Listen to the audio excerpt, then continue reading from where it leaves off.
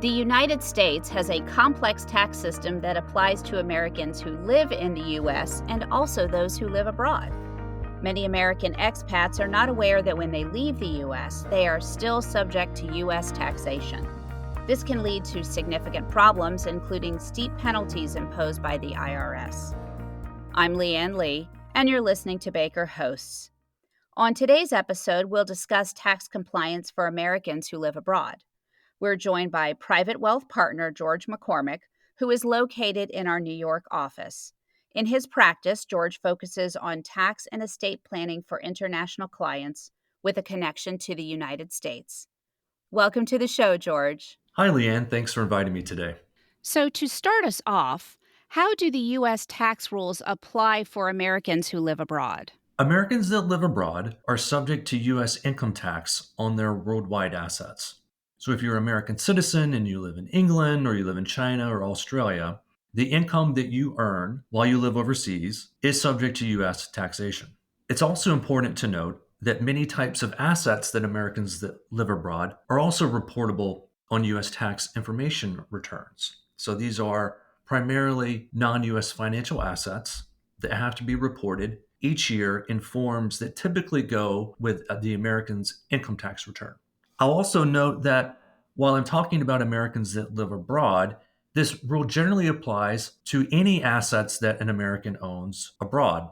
So if you're an American that lives in the US and you earn income from overseas or you own assets overseas, those are also reportable annually with your US tax return. Okay, so you mentioned two types of reporting, income reporting and information reporting. Could you discuss these in more detail? Sure. So all types of income that an American earns overseas are reported on their US tax return. So that could be wages or salary, interest income, short-term or long-term capital gain, dividends, royalties, income from crypto. Any type of income that an American can earn is reportable annually on their US tax return. Information return reporting is generally for reporting Americans' ownership or interest in non-US financial assets primarily. So these are non-US bank accounts, shares of a non-US corporation, partnership interest or other types of ownership interest in foreign partnerships or foreign disregarded entities. Also interest in foreign trust. So any distribution from a foreign trust, income tax ownership of a foreign trust, or any other type of interest in a foreign trust may be reportable on an information return. Also, something that's sometimes overlooked is large gifts from foreign persons are also reportable. So a gift that a U.S. person receives from a non-U.S. person, more than $100,000 in a year, is reportable on a U.S. tax information form.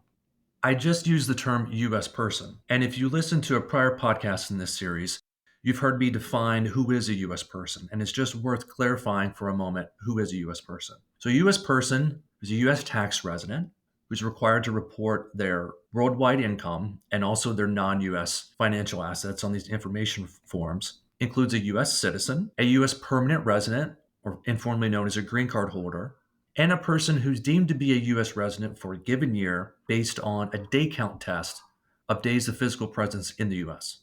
That makes sense. So, what are the consequences of failing to report your income and the information returns? Failure to report income and information returns on a timely basis or accurately can result in a range of penalties that can accumulate and become quite severe.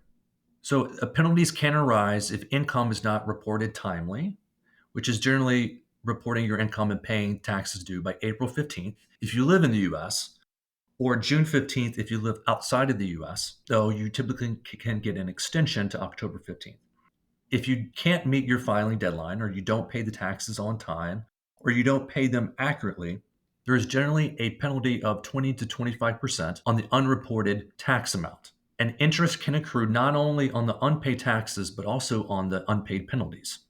For the information returns, the potential penalties vary widely based on the specific type of form. There are several different types of forms for the different types of foreign assets a person may own. The most notable information return, I would say, is the Foreign Bank Account Report, Form FinCEN 114, and that's for reporting non-US bank accounts if the aggregate value of the non US bank accounts exceeds $10,000 in a year, which can be quite easy for an American who lives abroad if, for example, their employer doesn't withhold taxes from their paycheck. So, on a given monthly basis, it can be quite easy to exceed $10,000, in which case they have an FBAR filing requirement. Now, the penalties for filing an FBAR are for first, a potential non willful failure is $10,000 per year. Now, this is a somewhat newly understood penalty amount. For many years, there was somewhat of a lack of understanding or wasn't clear whether the non willful penalty was $10,000 per year or not. There was a Supreme Court case, though, in recent years that has said that the non willful failure to file an FBAR is $10,000 per year.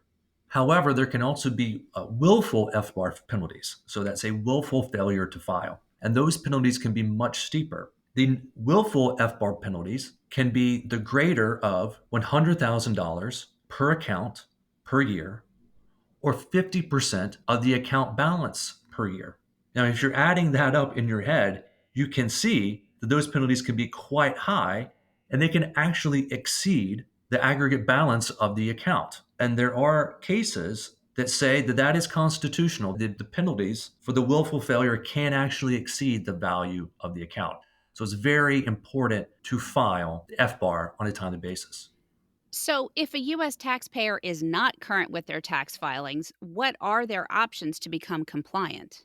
The disclosure options for reporting their past tax filings very much depend on the taxpayer's facts and circumstances. So, where do they live? What are the unreported assets? What are the unreported income? And what is their reason for not filing in the past? Probably the best option is something we call the streamlined program. It's a streamlined filing compliance procedures. So, with a streamlined filing, a U.S. person files the most recent 3 years for which the tax return due date has passed. They file the past 6 years of FBARs. And in exchange for doing that, if the IRS accepts their submission and that taxpayer lives outside of the US, there are no penalties. Now, they have to pay the taxes and interest, but there are no penalties.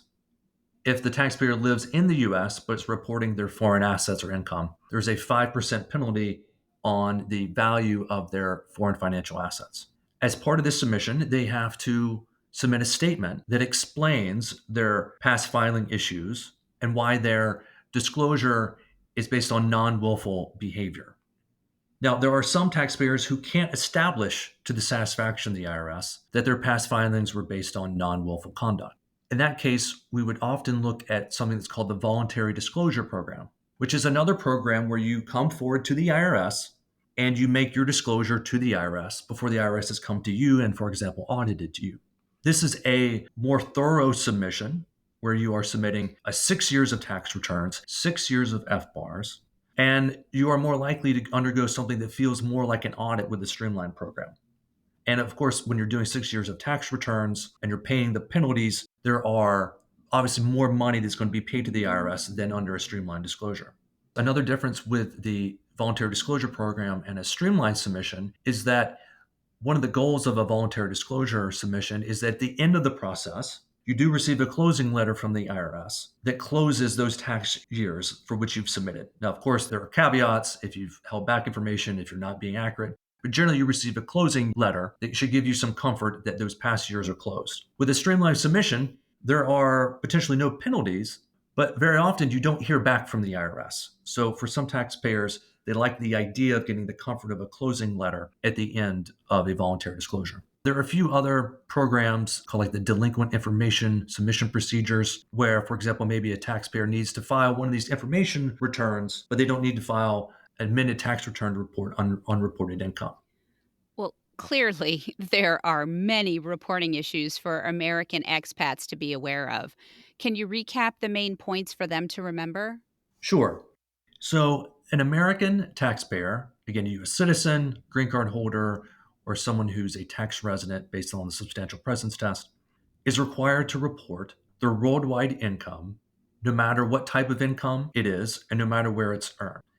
They're also required to report certain information reporting forms for reporting non US financial assets, such as bank accounts and also shares of non US companies. It's very important that the tax return and the information returns are filed on an annual basis because otherwise there can be steep penalties that apply. If an American falls behind on their tax filings, there are certain disclosure options they can utilize to come into compliance, and which disclosure option they choose is very much dependent on their facts and circumstances. And I suggest that they seek a lawyer like myself to help advise them on the proper disclosure option if that is their situation. This has been another great conversation. Thank you, George. Thank you, Leanne. If you have any questions for George, his contact information is in the show notes. As always, thanks for listening to Baker Hosts. Comments heard on Baker Hosts are for informational purposes and should not be construed as legal advice regarding any specific facts or circumstances.